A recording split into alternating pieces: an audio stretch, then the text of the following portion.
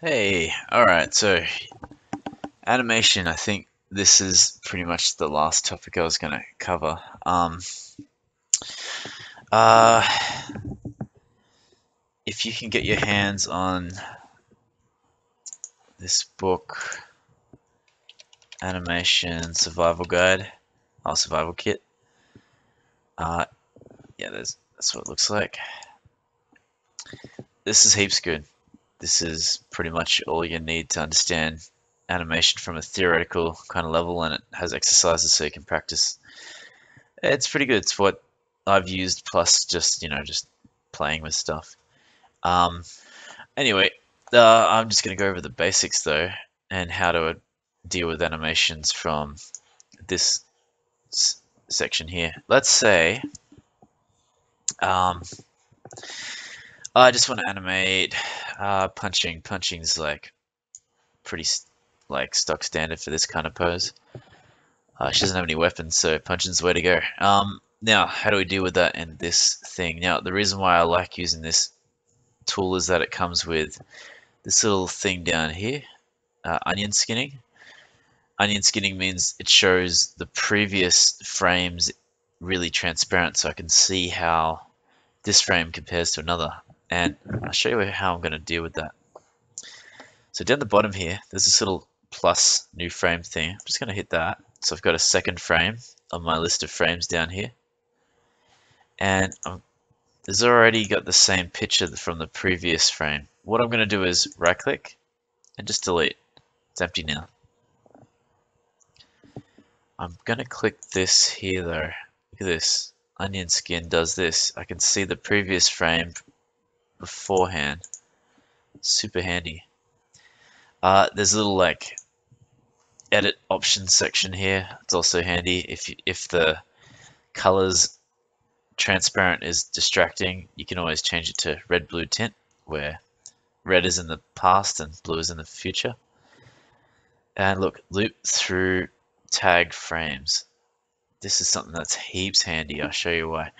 If I select the frames that I'm happy to work with, this is one animation. Right click, new tag, punch, give it a color, hit OK. Look at that, it's highlighted that. Now I'm saying that these two frames so far make up my punch animation, and my onion skinning is going to just work with when I'm within a tag, only show onion skins for frames within this tag section that I've within. Let me jump out to my other one. I've got so many tags on here. I don't usually have my screen at this resolution, but all right, have a look at this. This is my other character with all these other animations all over the place. I've got big tagged regions for different animations, and it's really good. I'm showing you from this one because it's already done. If I hit this, I can test my animations as well. So I hit this, I've got standing, I can click over to here, walking, there you go, there's the feet. Let's scroll up. Punch, punch 2, slash, and you get the idea. My other animations that I need as well. Cool, and that's just by tagging a set of frames. You just select the numbers that you want, right click it, add new tag, give the tag a name. Let's go back to our blue dress. Alright, now if you click on the name of this thing again, you can change the color and all the other information about it. Also, you can change how the animation works. Forward is probably going to work for you for this type of project. It'll just keep looping it from start to the end. Ping pong means for some reason it goes back and forth, which is not going to help you. So it goes to the end of your tagged frames and then goes back again in reverse. Anyway, what I like to do when I'm animating is I make a new layer and I do it underneath the main layer. So this one here, if I rename it to main, the other one, layer 1 there was my real dirty kind of picture there. Yep. I'm going to put a layer in between. So new layer, I'm just going to call this animation rough. Cool. And in here, I pick another color. I don't pick my dark color or any of my line art colors. I just pick a lightish color that's lightish, darkish kind of color. I don't know. The standard for animation is kind of like a light blue, but you don't have to use that. I can use whatever I want.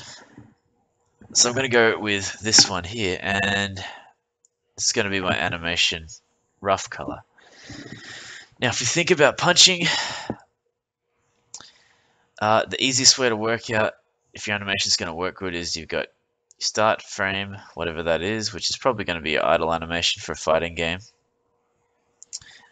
There's going to be a bunch of frames in the middle, but what you care about is the action. So if you read the survival guide, it goes into this way more detail, but let's put in our keyframes, as they call it. So for me, for a punch, it's starting, the middle where I've punched,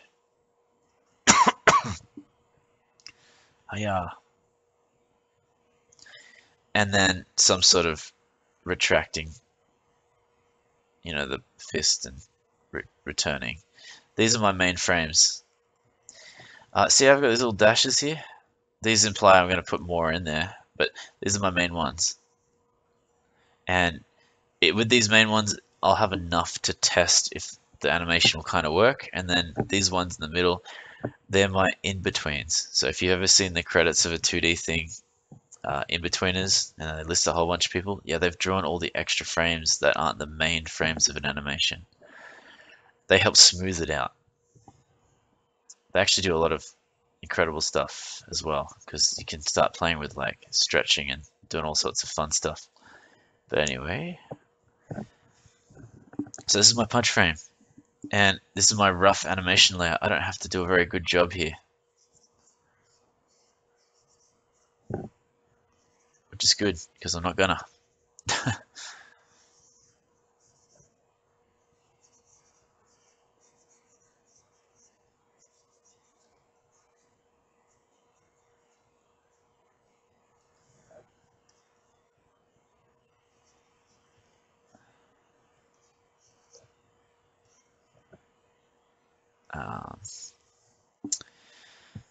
I'm just gonna draw something up quick.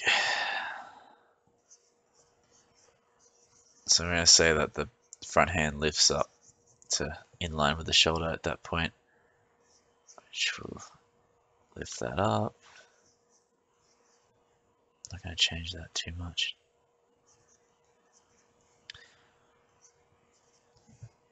And they say a lot of your power in your punch comes from your hips, so I'm going to throw that leg forward whilst still keeping this one back here. So it's twisting, the hip's twisting.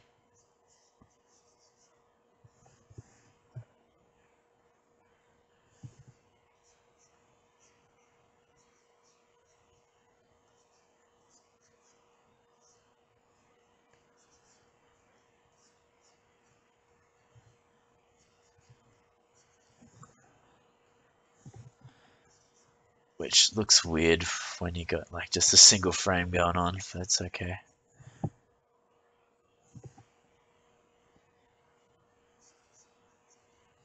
So I can move these around.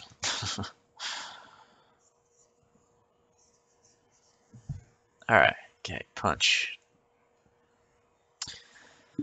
Now the onion skin helps, doesn't it? See, I'm keeping stuff roughly at the same size.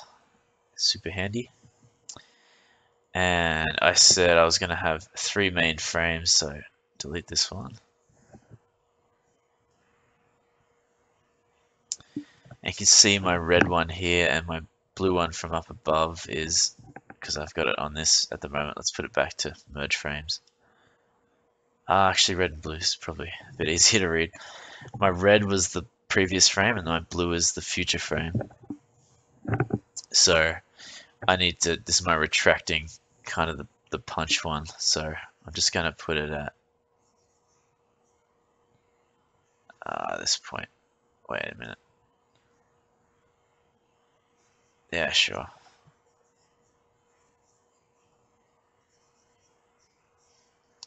Just bringing the arm back in again. Now, I've missed a very important frame in this, I've noticed. Um, when you're going to throw a punch, you're standing in your basic pose, and somehow you got to punch. It's enough. That's the key elements that I'm kind of after. But there's one in the middle that's really kind of important, which is the wind up. So I'm about to punch you, getting the arm ready to like punch. So I'm gonna sneak one in, and I'll show you how to do that as well.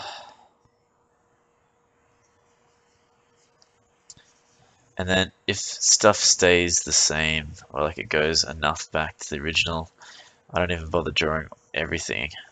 So I'm going to assume the feet swivel back to normal. I'm just going to leave the bottom down there.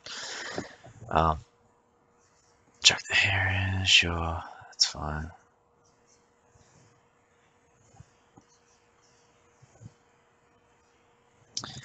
Now, we can quickly test this. This is what I love. Like I said, I missed something that I feel is important, but I'm going to zoom out. I'm going to turn the onion skinning off, and I can hit play. It's a bit hard to read at the moment because I got a full colored frame, and then there's a fist out, and then it comes back in. But yeah, look, it's doing its job, right? I'm seeing a punch get thrown. It's not perfect. It's really quick snap. Cool. All right, good enough. Stop that. I said I'm missing a wind-up frame, so let's add another frame in here. Delete that. Let's go down here. Put onion skinning on, and I've got red is idle, blue is full punch. I need a wind-up, and for me, wind-up is going to be.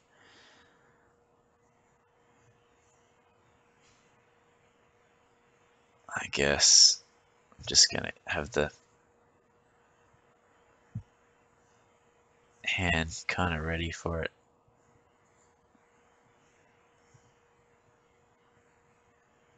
And this hand is lifting up, getting ready for it too.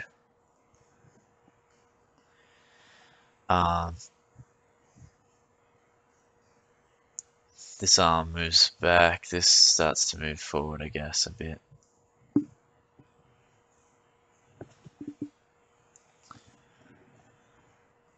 Most of it stays mostly the same though. It's mostly moving the arm. A little bit of hip action if you can be bothered putting it in.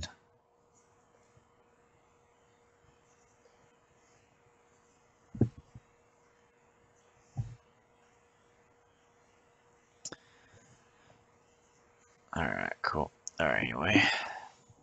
Good enough. Zoom out. Hide onion skinning. Got my rough here. I can test it. Boom, boom, boom. There you go. It's not perfect, but you know, sort of sells it. This all this crap up top here is a bit distracting during the animation. Let's get rid of that.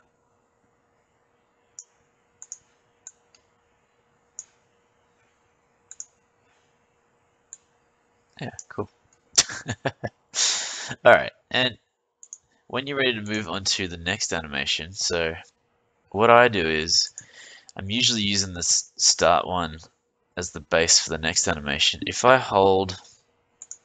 click the number and hold Alt, it'll duplicate that frame to wherever I drag it to. So there's my next one there. It's outside of this tag. If I wanted to include it, when you click on this, this lets you know which numbers are included in the tags. So if I put that to 5, it's included. If I put it back down to 4, shit. It's only those ones. And then I can tag this new section as well. Tag, whatever. Cool. Once you're happy with these roughs, that's why I put them on a layer underneath the main. Once you're happy with that, you can start doing that whole process you saw before. Draw in the frame properly on a layer above, and then start coloring it in and doing all the stuff that you saw before. This is the full process I did on this here, and it took ages. It was heaps slow. Let me see if I can find some of those animation roughs for you. Yeah, this one. So if I hide this one and go back to the base frames, I didn't do it for stand. Did I do it for walk?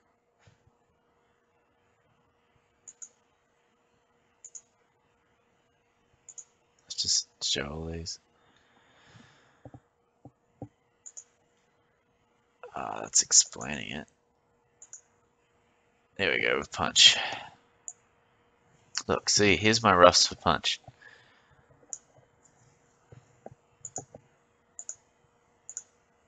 Wind up. Ah, right. We didn't talk about in-betweens. Okay, now let's go back to this one. Now my punch has got 4 frames, it's not heaps. There's nothing on this one. What happened? Oh, I must have dragged it. Here we go. Got my 4 frames, good.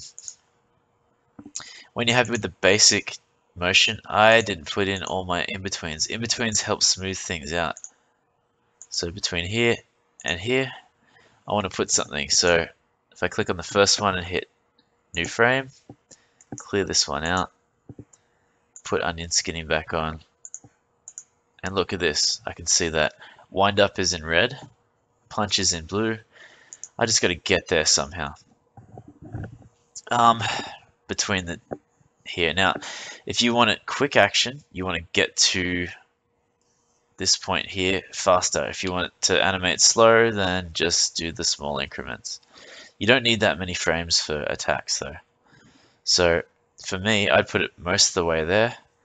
And if you got any thing that you can stretch because it's a fast action, go for it. It's okay. There's a lot of like smear frames in Street Fighter games, so they look great. And even like Disney films, you can find some really weird, messed up single frames, but they're just really stretched out frames or blurred frames or whatever you want to call it that emphasize movement. And for that split second, it's kind of like when you're taking a photo of something moving really quick and you get that blur. Yeah, that's what it's sort of implying. So if there's things that are moving quick, yeah, you can totally stretch them or warp them or whatever you need to do. Let's go down here. Blue and red, I can just draw in the middle to put like that minor bit of movement in there. Cool. Alright, good enough. Cool, so I've added an extra frame. This was my first in-between. It's got a bit of stretching to it. Alright, let's test it out. Boom. Not perfect, but you know, you get the idea. Lots of trial and error. Read through all that animation stuff. I would put in, before they fully retract, I would put an in-between punch and here. So how about we just do one more. Punch, bring it back in. So let's elbow here this time.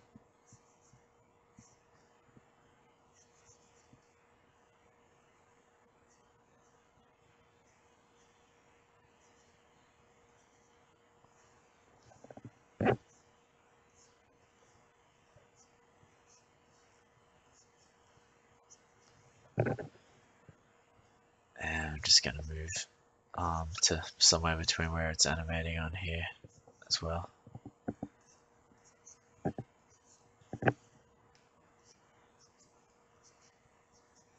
Cool, test it again. Oh, get rid of the onion skinning. Boom. If you need to delete frames to speed things up, go for it. If you need to add more frames to slow things down, go for it. And it's up to you how big the jumps are. So from here, which is my wind up, to here, I probably didn't even need that frame to make it faster.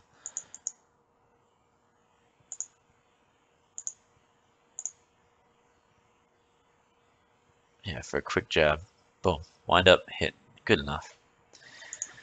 I was going with wind up, extra wind up, practically hit, and then settle, hit. So on the second one, I was putting things like stretching. So sorry, the first one had stretching, second one settled down.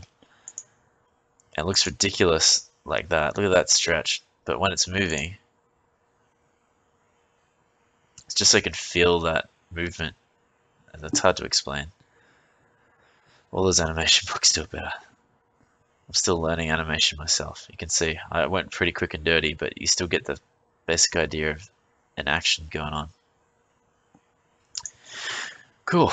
Alright.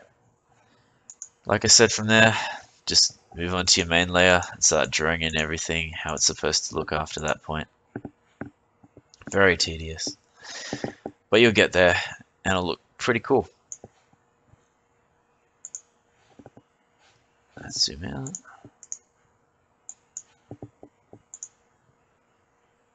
Terrible wind up. Let's make the wind up bigger.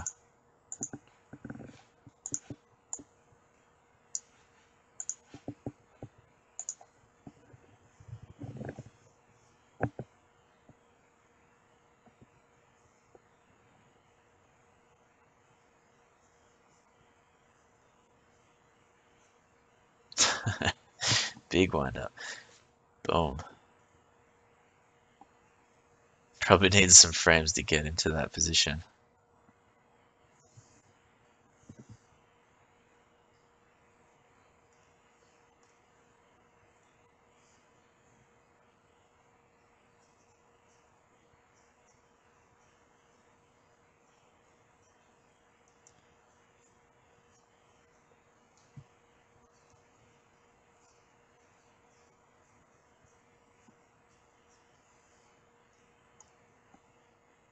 Yeah, it's a bit better.